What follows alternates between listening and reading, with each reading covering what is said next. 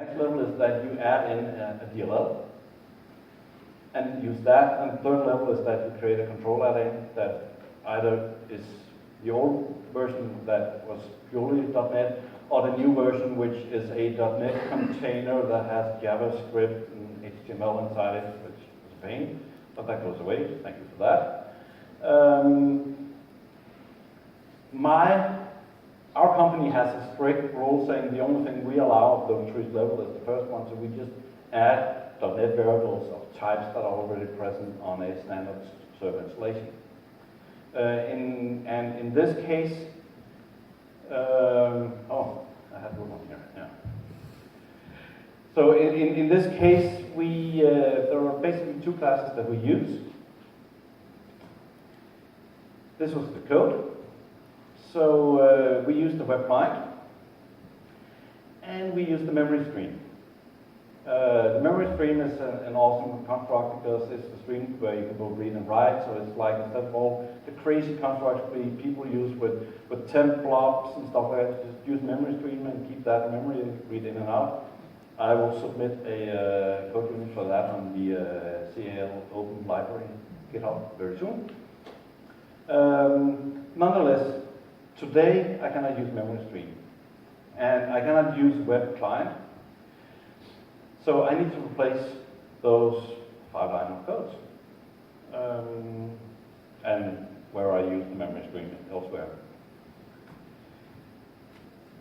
Thankfully, that's actually quite easy. If you see the similarity, I get a web client. In this case, I get a web stream as the result, and I return that. In the new one, I use the HTTP client type. It's like a magic type. It's just there, and it's not a code unit. It's not a .NET thing. It's just a magic type. It's there, and it works. And I don't even have to use the constructor to create an instance of it.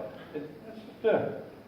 So if web client.get my URL, give me a response, and then if the response is successful status code, and you might say, but if web client.get return true, isn't that enough?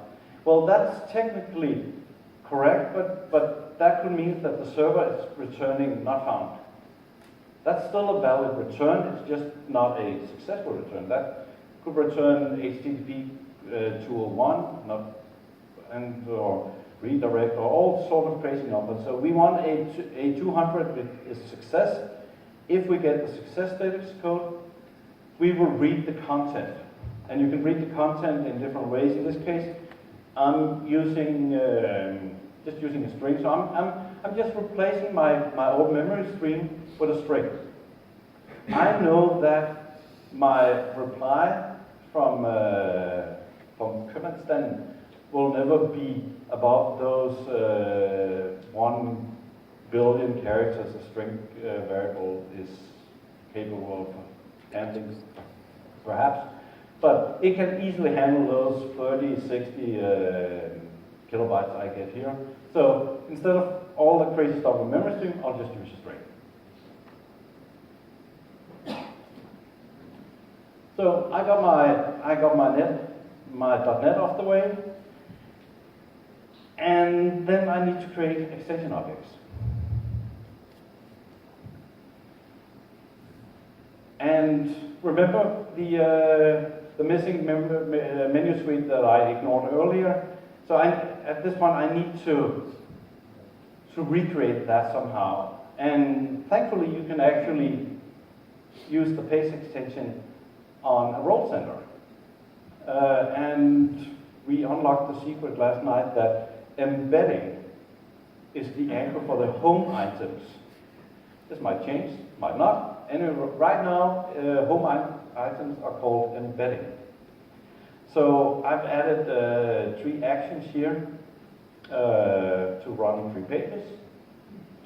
Just by number, it could be by name also, but I just did it by number. You can see that I added the application area. Right now it's needed. And the same rules still apply as what happened in standard nav, that whenever you're on a role center, a page is acting differently. So you cannot really add triggers on a role center. So you have to be directly run object. Don't ask me why, but so that tradition continues right now.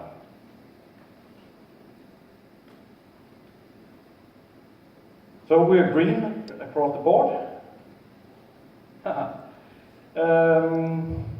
So let's go to it. Let's see what we got. So the process I talked you through is that I have all my tables, and just to clarify something. Right now, the object number range that you can work within is locked down to 5100 to 5149 because we're not allowed to make too big demos. So I actually have to remove 3 objects from this solution to make a run. We might at some point ask for 100 more to do bigger demos. But, Well, I'll allow to use your developer license. the compiler will still say that it's not allowed. I have my own license on this instance, but You change that in the application. okay, excellent.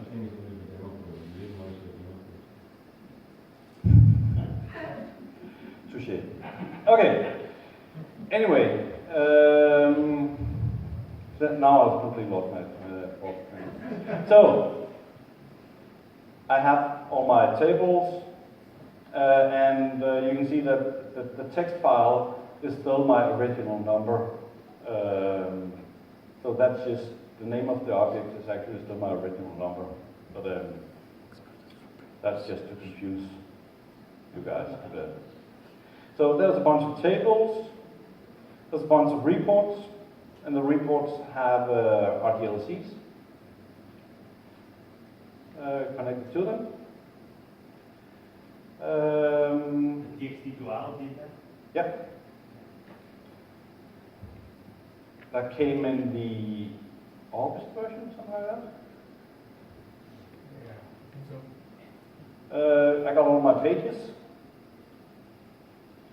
And I have my two extensions. One, you see, here I just got lazy and just wrote customer and role center. So the role center base extension just extend my 2022. You see the part of Visual Studio that has been added to make you less scared, make this less hostile, is the IntelliSense. So even though the IntelliSense, so you get a blank page, as soon as you're anywhere in the system, press Control Space, and you will get content-aware suggestions. What can you type here? And in this case, I get the modifiers, and I can add after, at, before, as first, at last, or modify something existing. Or I get the snippets. So I get a snippet of an action, and even though it now suggests that this action has a on action trigger, that will not work on a role center, but that's okay. So whenever you're in doubt, press Control Space. The same thing as soon as you're in something that needs an argument, press Control Space, and you will get, in this case, 1,000,000 pages. But as soon as I start typing,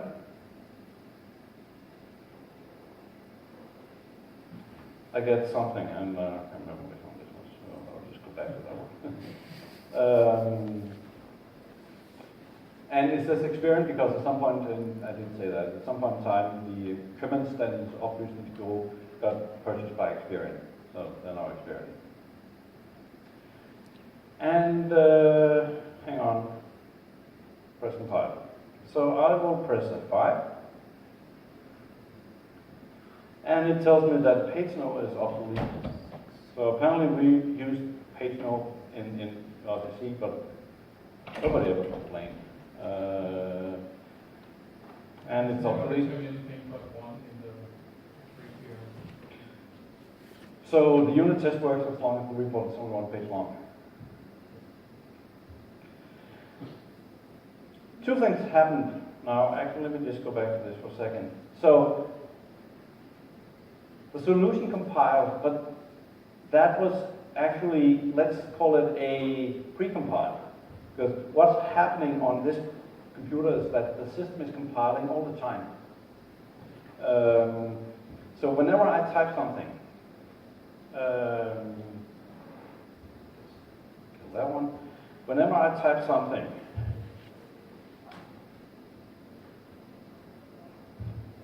in here, the compiler starts. And I'm not a property, so I'm not friendly. So you don't have to compile. Compiling happens all the time. What's happening when you're pressing F5 is that it takes an extra turn and package up the solution as an app file that was previously known as the nav.x file, now it's just .app, and send it off to the server. The server will then compile it again and deploy it on the server, and that's what we saw on the debug console. So as soon as it had packed up the solution, it connects to that 7049 port, sends the extension, and the compiler process starts on the server, and when that's finished and deployed, you will get the package has been published to the server. So, moment of truth. Let's see what we have.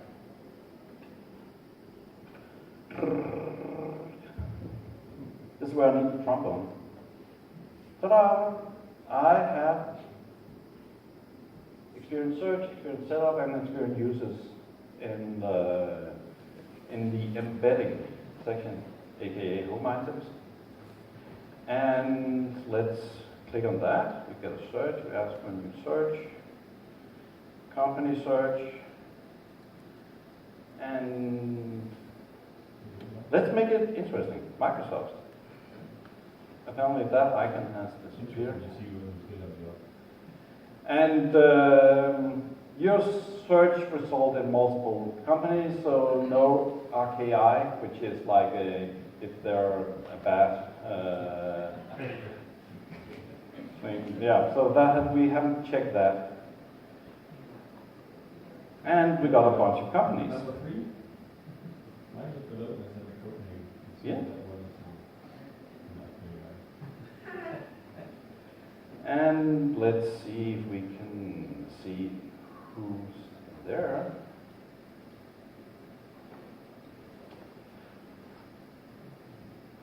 And ignore the diamonds that's on the to-do list at Estes.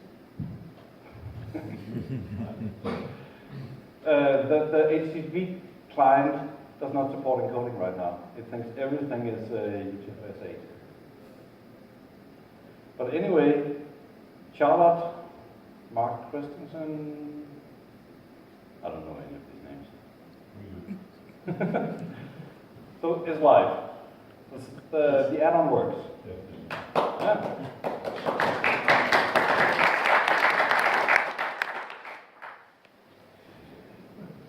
The interesting thing here is that if I go back to, this is,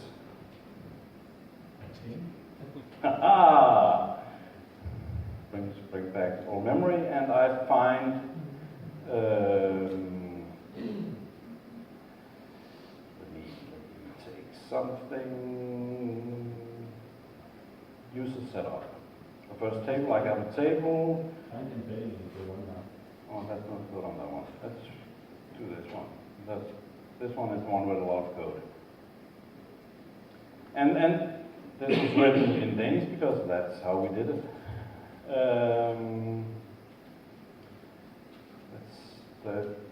udfør søgning, execute search. And I go back in here and I find the same table.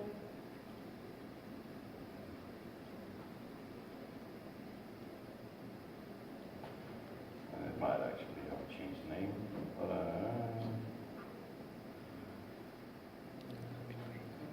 let's find something better.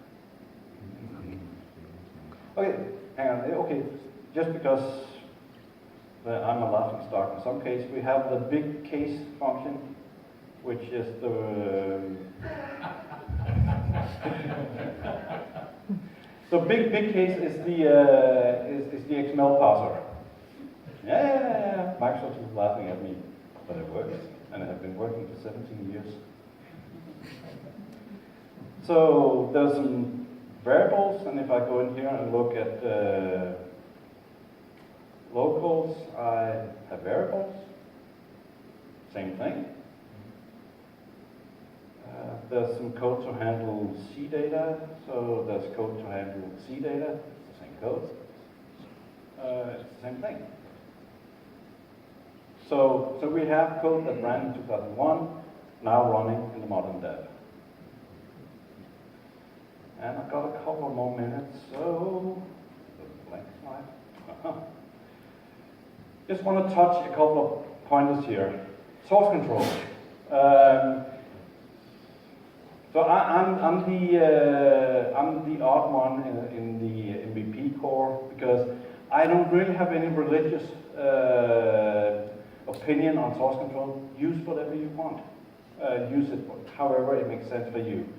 Git is built into Visual Studio Code. Works great. If you want to run Mercury, you can run Mercury. If you want to run TFS, you can do some TFS stuff. It doesn't matter. Again, you can extend VS Code with anything you want and get it to configure the way it works in your company. I have been playing around a bit with the fact that you can detach the compiler from the extension and run that on your own. So you can actually put the compiler into your CI/CD construct. So whenever you check stuff in, you could actually run the compiler and see that you only want to check stuff in that compiles. At some point, the testing capability of NAP will also be available through this. So you can probably get Visual Studio Online if you use that for Git. So whenever there's a check-in, it will run all your tests and automatically on that. And if it's good, you can even get Visual Studio Online probably at some point to deploy it to a testing server and stuff like that. But that's the beauty of VS Code, is that you're not fixed into a limited selection of how to manage source. You can do it however you want. Debugging. So there is a debugger interface in Visual Studio Code. And let's put a breakpoint somewhere. How about inside this thing? I'm not there perhaps. There may be other breakpoints. So I just press F5, just as I normally do in a Visual Studio inspired environment. And page no is still obsolete, so. It hasn't changed now. No, just hoping for page no. Remove the warning and you just get one back. You don't want someplace with the warning. Well, so whenever you get the automatic printing from the web client work, you can work on page no afterwards.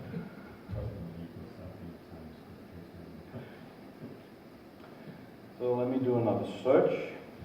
And actually, when I press search, it runs the logging thing. And apparently, I already have a breakpoint in the web service thing. So let's look at the debugger. There's some global variables. Nothing has really been initialized.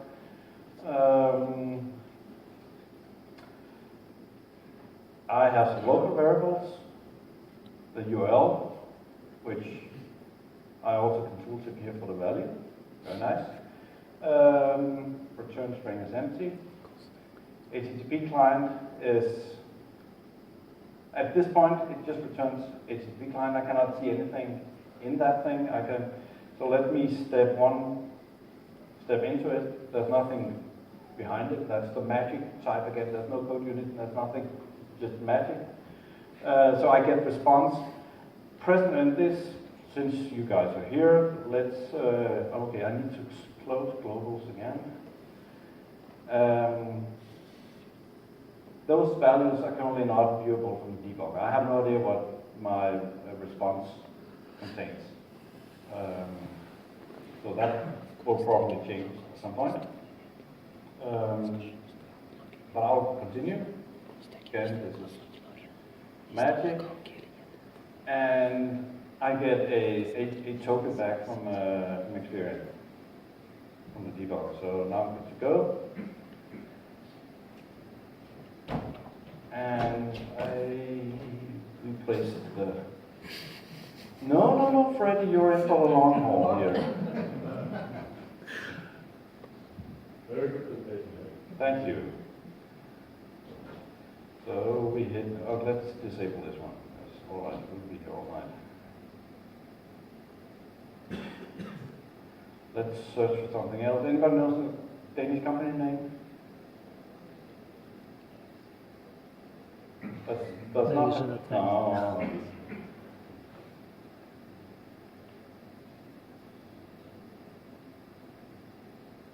Yeah. So we got a lot of other companies, but we didn't get to Breakpoint, so maybe that was on a different XML structure. Anyway, we saw Breakpoint already. That's we're out of time. And this is just my safety slide. If anything was not working as it's supposed to work, then there was only two solutions here. WD-40 or duct tape. And we made it through, and my time is up. So, any questions? Hugh? Yes, just a quick question. When you were going through the conversion of the code, you said, well, here I need to handle things that used to be possible in CSI, like the option field and things like that, or to give another example of your cleanup. How am I going to know everything that's not working? Is the compiler going to tell me? Oh yeah. Errors? Oh yeah. Okay. And then is there like a place where I can see if it's something that's not supported that I need to clean up, like a new.NET? So this is an example of an option field. It came across like this. Mm-hmm. This was how it looked. So as soon as I revert to the way it looked, I get two errors saying that, hey, and actually the code at that point, stupid, the code looked like this. Oh, maybe it's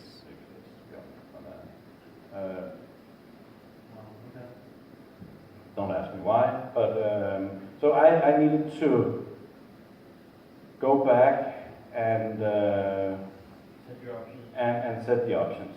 But now, what's the compiler in the bottom? It can be faster, it will be faster, that's a whole other thing. But I have not pressed F5, F6, anything. It's just working there. Another thing is getting a bit behind, but it'll come on. Right. So same with .NET that we need to handle, you're running. It will just throw an error saying, hey, type.NET is not supported or longer than 60 characters or something like that. Yeah? Actually, I have two questions that maybe I missed that along the way. How do you import those objects into Visual Studio? Just copy it. They're just files. So Visual Studio, the question was, how did I get the files in here? But Visual Studio Code is just an editor that will show the files in a folder. So